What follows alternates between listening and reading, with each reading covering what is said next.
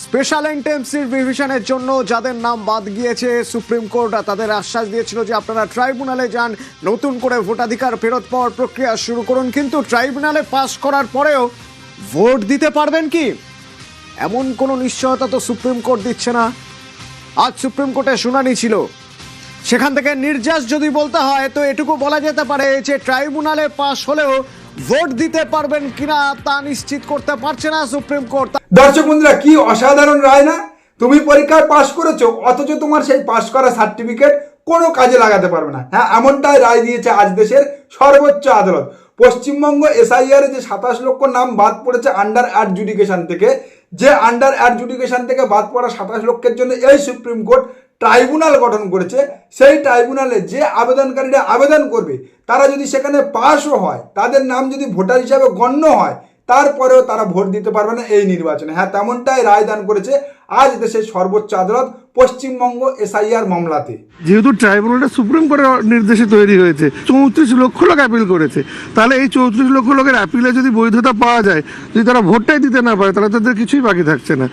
উপরন্তু এই সর্বোচ্চ আদালত পশ্চিমবঙ্গ এসআইআর মামলার এর আগের একটা শুনানিতে নির্দেশ দিয়েছিল যে একটাও পশ্চিমবঙ্গের বৈধ ভোটার তালিকার বাইরে থেকে যাতে নির্বাচন অনুষ্ঠিত না হয় তা নিশ্চিত করতে হবে পশ্চিমবঙ্গের নির্বাচন কমিশনকে। এখানে দাঁড়িয়ে দুটো বিষয় সবথেকে বেশি গুরুত্বপূর্ণ। এক, কবে সেই ব্যক্তি তার ভোটাধিকার পাচ্ছে বা ট্রাইব্যুনাল কবে গোটা বিষয়টি ক্লিয়ার করে দিচ্ছে, ফলে সেখানে টাইম লাইন একটা খুব গুরুত্বপূর্ণ বিষয়। এবং যারা পিটিশনার, একাধিক পিটিশন যেখানে পড়েছে এবং পিটিশনারদের তরফ থেকে বারবার করে এই টাইম লাইনের বিষয়টাতেই কিন্তু জোর দেওয়া হয়েছে। যদিও প্রধান বিচারপতির বেঞ্চ, প্রধান বিচারপতি সূর্যকান্ত এবং বিচারপতি জয়মাল্য বাগচি, তারা কেউই ট্রাইব্যুনালের ওপর কোনো টাইম লাইন বেঁধে দিতে তারা রাজি হননি। তারা যে মামলা শুনেছেন সেই মামলায় তারা স্পষ্ট করে দিয়েছেন যে ট্রাইব্যুনালের ওপর কোনো সময়সীমা তারা চাপিয়ে দিতে রাজি নন। হ্যাঁ, একেই বলে শিব ঠাকুরের আপন দেশে আইন কানুন সর্বনেশে। 27 লক্ষ ভোটারকে বাদ রেখে পশ্চিমবাংলায় নির্বাচন অনুষ্ঠিত হবে এবং সেই নির্বাচনী ফলাফলকে গণতন্ত্রের রায় বলে পশ্চিমবঙ্গবাসীকে মেনে নিতে হবে। মাননীয় ধর্মাবতার, এমন প্রভিশন ভারতীয় সংবিধানের কোন ধারায়, কোন অধ্যায় উল্লেখ আছে দয়া করে একটু বলবেন? কারণ দেশের বিচার ব্যবস্থা যদি দেশের যোগ্য নাগরিকদের মতামত বা রায়দান ছাড়া নির্বাচনী জয় পরাজয়কে মেনে নেওয়ার মতো সিদ্ধান্ত বা রায়দান করতে পারে, তাহলে দেশের জনগণের কাছে তো স্পষ্ট পরিষ্কার বার্তা যাবে গণতন্ত্রের জন্য আইন, আদালত, বিচার ব্যবস্থা নয়, ক্ষমতা ও কার্যের একমাত্র অস্ত্র। আর সেই জায়গা থেকে আমি বলবো আজকের মহামান্য সুপ্রিম কোর্টের এই রায়দান সম্পূর্ণ অগণতান্ত্রিক। কারণ আগেও বলেছি, আবারও বলছি, একজনও ভোটারকে ভোটার তালিকার বাইরে রেখে বা তার মতামতকে অস্বীকার করে কখনো নির্বাচন অনুষ্ঠিত হতে পারে না, কখনো গণতন্ত্রের উৎসব অনুষ্ঠিত হতে পারে না। আমাদের ভারতীয় সংবিধান তেমনটাই আমাদেরকে শিখিয়েছে। আর সেই জায়গা থেকে এই 27 লক্ষ ভোটারকে ভোটার তালিকার বাইরে রেখে নির্বাচনে অংশগ্রহণ করতে না দিয়ে আজকের সুপ্রিম কোর্ট যে রায়দান করছে, হ্যাঁ, সেই রায়দান 100 বার বলছি অগণতান্ত্রিক, সম্পূর্ণ গণতন্ত্রের পরিপন্থী। যদিও ওনাদের দোষ দিয়ে লাভ নেই, কারণ ওনারা খুব ভালোভাবে জানে প্রভুর নির্দেশ মানলেই রাজ্যসভায় আর না নির্দেশ মানলেই শোকসভায় ঠাঁই হবে। তেমনটাই তো হীরক রাজা চার্জশিট ঝুলিয়ে দিয়ে গেছে। এর আগে একের পর এক বিচারপতি আমাদের নিদর্শন দেখিয়েছে। ওই দিল্লির ফোর্স দিয়ে আর দিল্লি কা লাড্ডু দিয়ে বাংলাকে দখল করা যাবে না। কাউন্টিং ওরা স্লো কাউন্টিং করবে এবং স্লো ইলেকশনে ভোটিং করবে। কাউন্টিংয়ে প্রথমে রটিয়ে দেবে বিজেপি জিতছে। একদম বিশ্বাস করবেন না। আমি যদি মিথ্যে না হয় 2026-এ আমরা 226টার বেশি সিট পাবো, এটা জেনে রাখুন। 27 লক্ষ ট্রাইব্যুনালে আটকে থাক বা না থাক, সেই ট্রাইব্যুনালে আটকে থাকা 27 লক্ষের ভোটার তালিকায় নাম উঠুক বা না উঠুক, তারা ভোট দিতে পারুক বা না পারুক, হ্যাঁ, লিখে রাখুন ও বলে দিচ্ছি, এই নির্বাচনে আবার এই পশ্চিমবাংলায় ভারতীয় জনতা পার্টি পরাজিত হবে। কারণ ভারতীয় জনতা পার্টি ভাবছে এসআইআর এর লজিক্যাল ডিসক্রিপেন্সি, আন্ডার অ্যাডজুডিকেশন বা ট্রাইব্যুনালে যাদের নাম বাদ পড়েছে তারা সবাই সংখ্যালঘু, তারা সবাই মুসলমান এবং তারা তৃণমূল কংগ্রেসের ভোট ব্যাংক। কিন্তু তারা ভুলে যাচ্ছে এই পশ্চিমবাংলার এসআইআরে পার্সেন্টেজের হিসাবে সব থেকে বেশি যাদের নাম বাদ পড়েছে, হ্যাঁ, তারা ওই ওনাদের হিন্দু ভাই ভাই। সবচেয়ে বেশি বিচারাধীন ছিল মুর্শিদাবাদে, 11,01,145। এই মুর্শিদাবাদেই সবচেয়ে বেশি নাম বাদ গেছে, 4,55,137 বাদ। মালদায় বিচারাধীনের তালিকা থেকে বাদ পড়েছে 2,39,375 জনের নাম। মুর্শিদাবাদ এবং মালদা এই দুই জেলাই মুসলিম প্রধান। নদিয়া জেলা এই জেলার 17টি বিধানসভা আসনের মধ্যে 5টিতে মতুয়া ভোট ফ্যাক্টর। নদিয়ায় বিচারাধীন ছিল 2,67,094, এর মধ্যে বাদ পড়েছে 2,08,626, যা শতাংশের হিসেবে সবচেয়ে বেশি, প্রায় 78%। কোচবিহার জেলা, কোচবিহারের 9টি বিধানসভা আসনেই রাজবংশী ভোট বড় ফ্যাক্টর। কোচবিহারে 2,38,107 জন বিচারাধীনের মধ্যে বাদ পড়েছে 1,20,725, শতাংশের বিচারে 50.71%।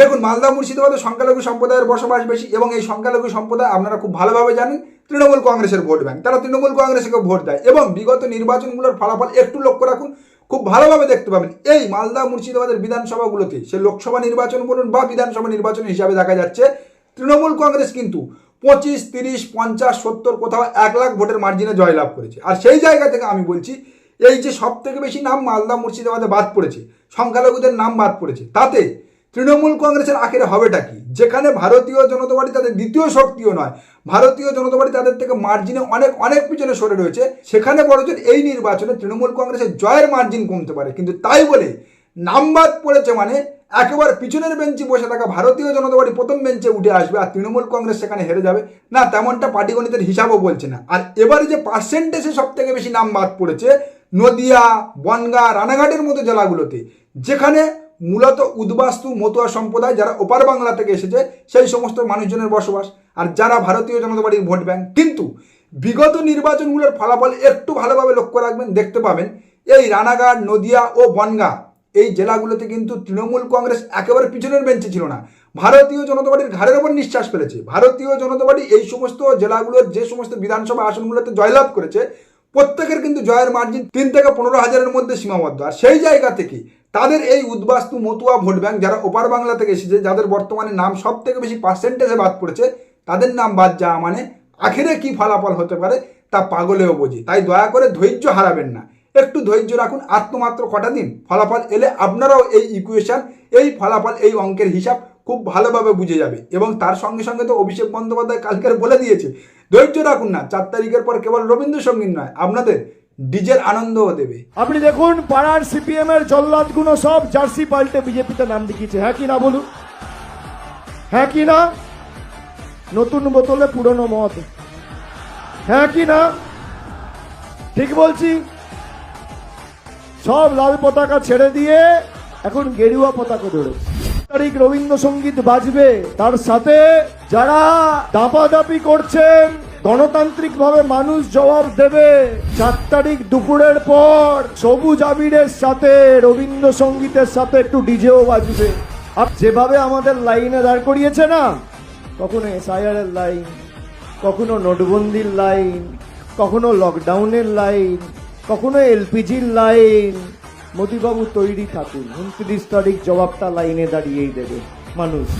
হ্যাঁ, 4 মে দুপুর 12টার পর থেকে কেবলমাত্র রবীন্দ্রসঙ্গীত নয়, সঙ্গে একটু ডিজেও বাজাতে হবে, না হলে আমার আপনার বাঙালি সত্তার চরম অপমান হবে। কারণ সর্বোচ্চ আদালতের সমর্থনে ভারতীয় জনতা পার্টির অঙ্গুলি হিলনে ও নির্বাচন কমিশনের চক্রান্তে বর্তমানে আমার আপনার যে সহনাগরিক ভূমিপুত্র বাংলার বাঙালির নাম বাদ পড়ছে ভোটার তালিকাতে, যাদেরকে ভোটার তালিকার বাইরে রেখে, নির্বাচনের বাইরে রেখে এই আদালত ও এই নির্বাচন কমিশন নির্বাচন করতে চাইছে, গণতন্ত্রের উৎসব পালন করতে চাইছে, এবং যা দেখে এই পশ্চিমবাংলার কিছু উচ্ছিষ্টভোগীরা আনন্দে উল্লাস করছে, সেই তৃতীয় লিঙ্গদের জন্য কেবলমাত্র 4 মের ফলাফল দেখার পরে রবীন্দ্রসঙ্গীত নয়, একটু ডিজেও বাজিয়ে দিতে হবে, না হলে আমার আপনার এই সহনাগরিক ভূমিপুত্র ভাই যারা ভোটাধিকারটা প্রয়োগ করতে পারে না, তাদের সঙ্গে চরম অন্যায় করা হবে।